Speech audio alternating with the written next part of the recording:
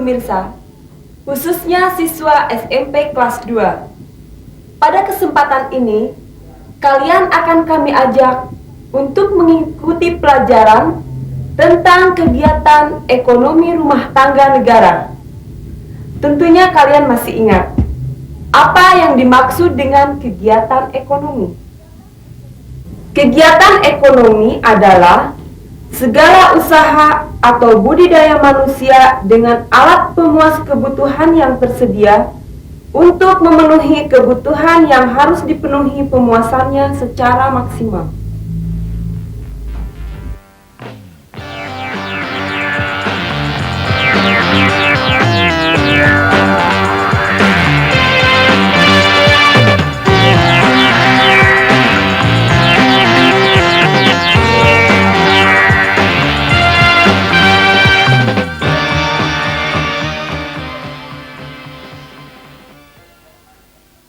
Kegiatan ekonomi dilakukan sejak adanya manusia di dunia ini, baik secara individu maupun secara berkelompok, dari jumlah terkecil hingga jumlah yang paling besar. Kegiatan yang dilakukan secara individu atau kelompok kecil digolongkan dalam kegiatan ekonomi sektor rumah tangga keluarga.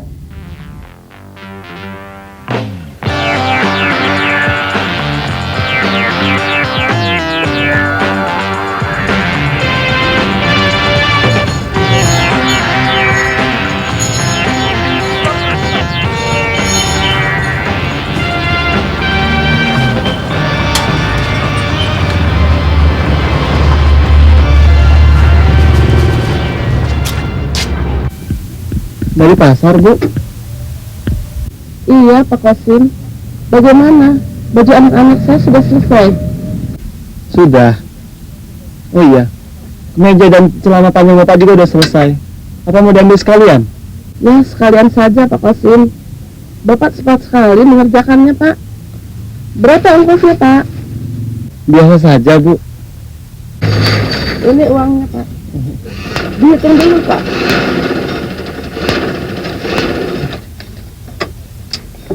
Ini uang kembalinya, Bu. Terima kasih, Pak. Jahitannya, Pak. Oh, iya.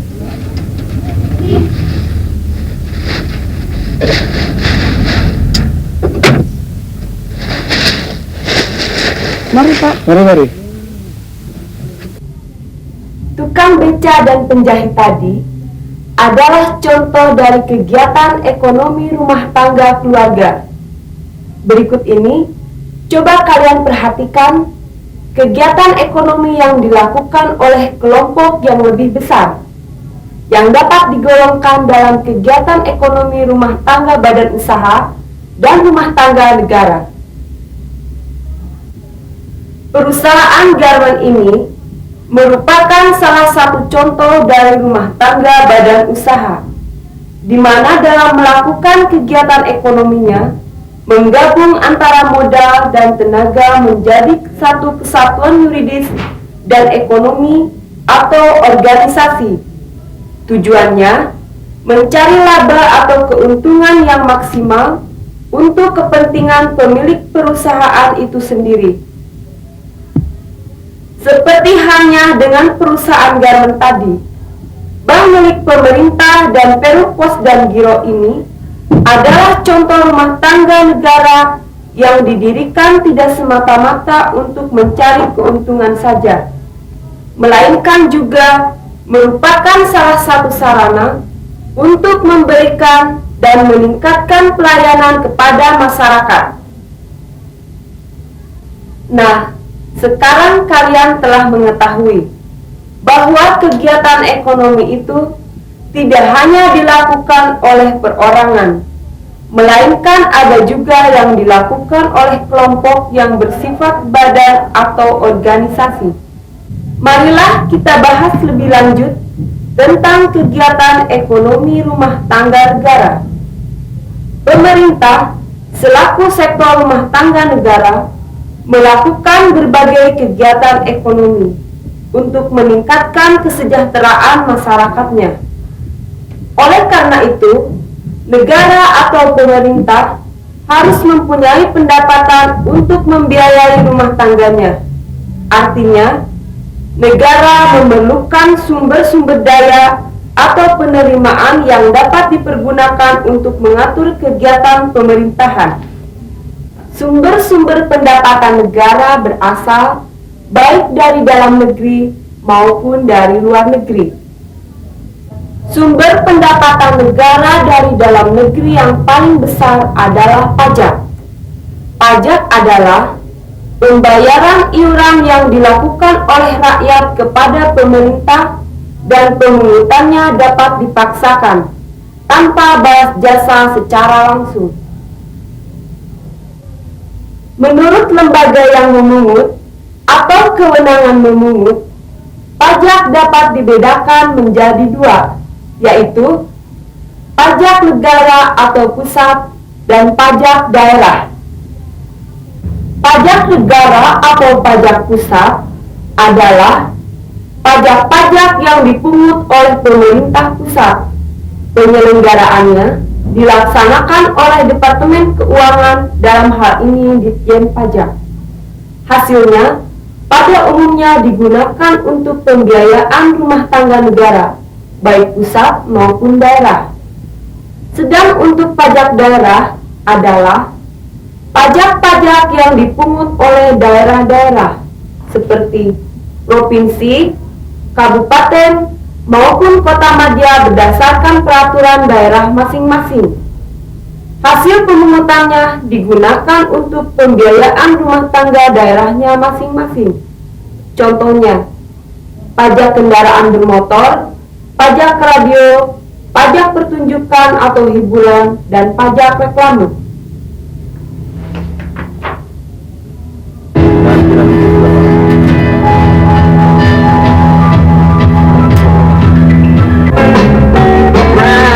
Behind her smile, what is it with you?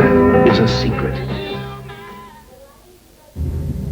Selain dibagi menurut lembaga yang memungutnya, pajak juga dapat digolongkan menjadi dua, yaitu pajak langsung dan pajak tak langsung.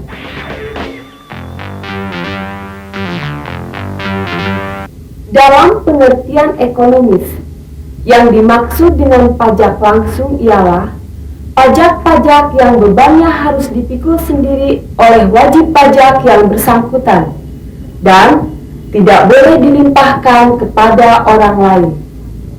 Secara administratif, yang dimaksud dengan pajak langsung ialah pajak yang dipungut secara berkala.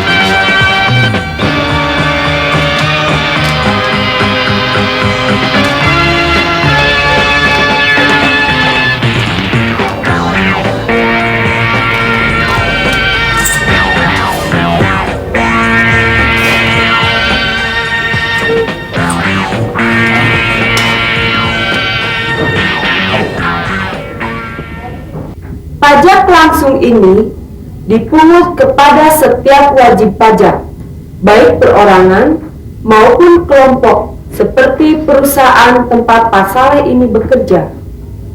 Setiap pribadi atau kelompok yang melakukan suatu usaha sehingga memperoleh penghasilan, baik berupa keuntungan maupun upah, maka kepadanya akan dikenakan pajak langsung, yang pembayarannya tidak dapat dibebankan kepada pihak lain dan harus ditanggung oleh dirinya sendiri.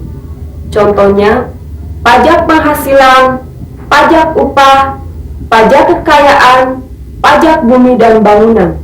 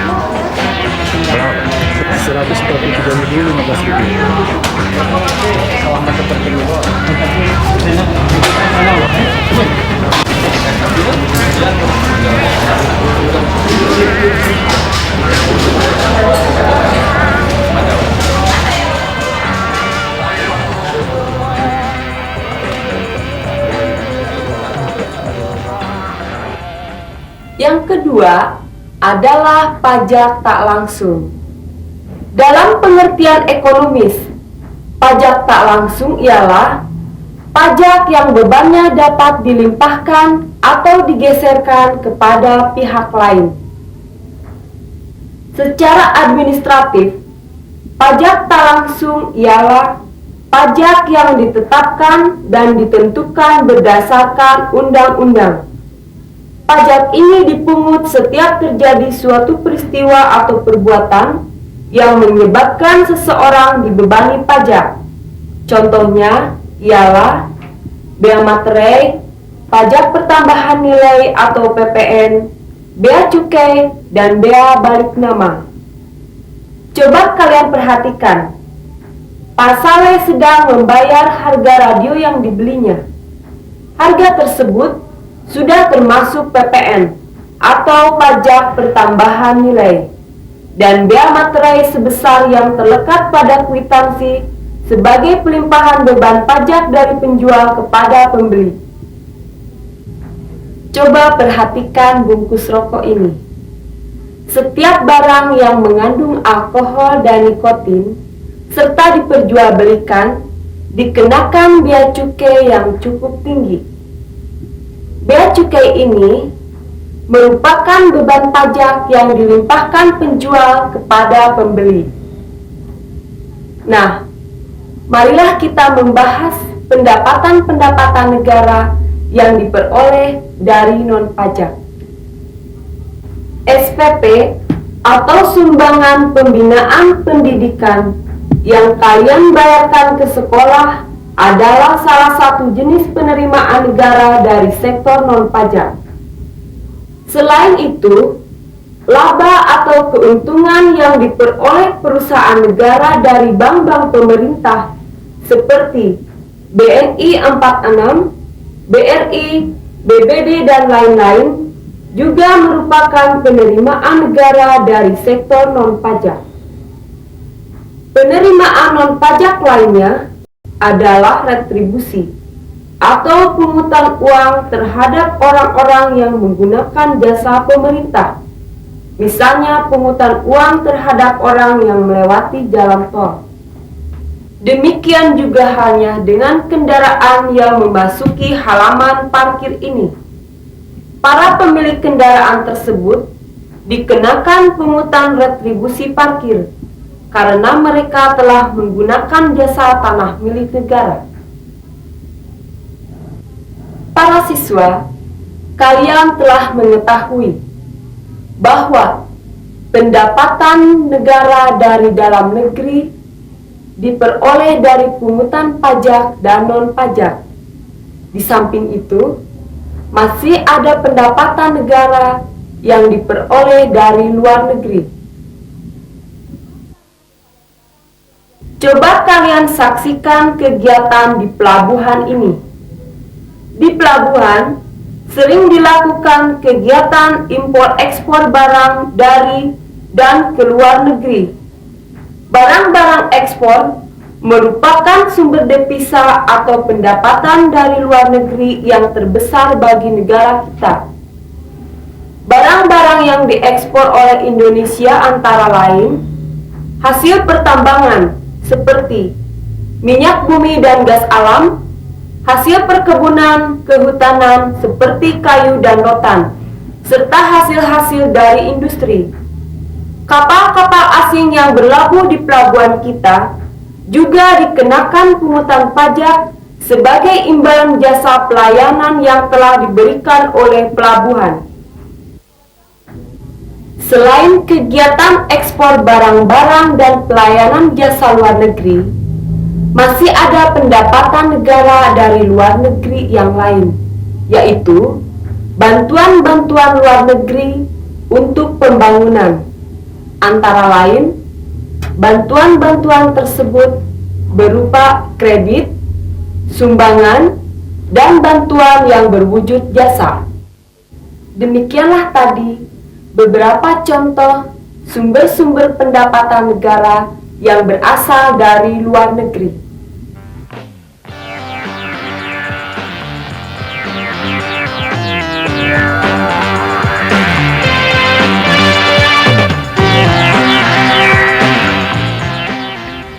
tangga negara tidak lepas dari kebutuhan pengeluaran atau pembelanjaan.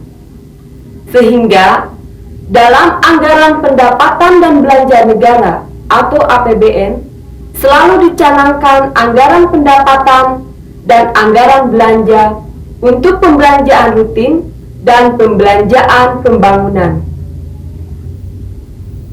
Pembelanjaan rutin ialah pengeluaran atau belanja pemerintah untuk menunjang kebutuhan rutin yang bersifat konsumtif dan non-investasi. Kebutuhan rutin tersebut harus dipenuhi secara terus-menerus dalam membiayai pelaksanaan tugas pemerintahan, antara lain untuk gaji pegawai negeri, pensiun, tunjangan veteran, belanja barang, pemeliharaan gedung dan kantor-kantor, memberikan subsidi ke pemerintah daerah, dan bantuan ke sekolah-sekolah serta biaya perjalanan dinas. Gaji pegawai merupakan pengeluaran rutin negara yang dibayarkan setiap bulan kepada karyawan atau pegawai negeri sebagai upah dalam melaksanakan tugasnya pada lembaga atau departemen. Sedang biaya perjalanan dinas diberikan sewaktu-waktu kepada karyawan atau pegawai negeri yang melaksanakan tugasnya di tempat atau daerah lain di luar tugas rutinnya sehari-hari.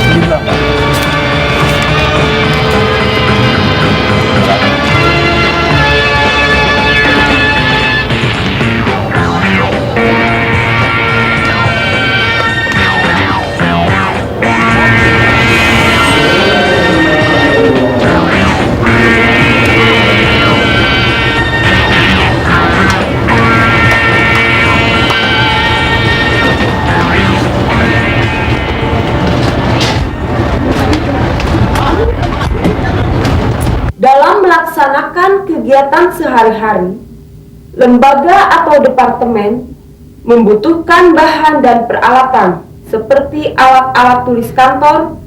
Ini diperoleh dari pengadaan barang yang dibiayai secara rutin sebagai pengeluaran belanja barang. Di sini Pak.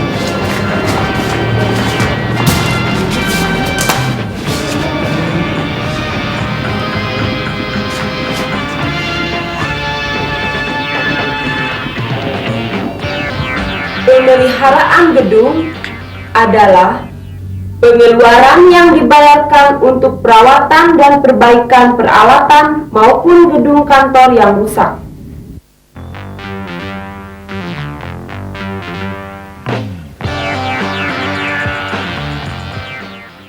Para siswa, kalian baru saja menyaksikan beberapa contoh kegiatan pembelanjaan rutin. Sedangkan yang dimaksud dengan pembelanjaan pembangunan ialah pengeluaran atau belanja pemerintah untuk menunjang kebutuhan pembangunan yang bersifat non-konsumtif dan berbentuk investasi atau proyek-proyek baik fisik maupun non-fisik. Kebutuhan pembelanjaan pembangunan itu harus dipenuhi selama membangun atau membiayai proyek-proyek yang pada akhirnya akan menghasilkan atau memproduksi barang dan jasa yang dapat memenuhi kebutuhan rakyat. Proyek yang dilaksanakan dapat berwujud proyek fisik seperti pabrik, jalan raya, waduk, dan jembatan. Sedang Proyek-proyek pembangunan non-fisik yang dilaksanakan oleh pemerintah dapat berupa pelatihan atau penataran, rapat kerja, dan pembinaan mental. Untuk dapat melakukan kegiatan ekonomi dengan baik, maka negara atau pemerintah harus memprogram dan merencanakan kegiatan ekonomi rumah tangganya dengan cermat. Oleh karena itu, negara dalam setiap tahun membuat dan menyusun rencana anggaran pendapatan dan belanja negara atau RAPBN. RAPBN tersebut disusun untuk mengatur keseimbangan pendapatan dan pembelanjaan negara dengan berpedoman pada anggaran berimbang.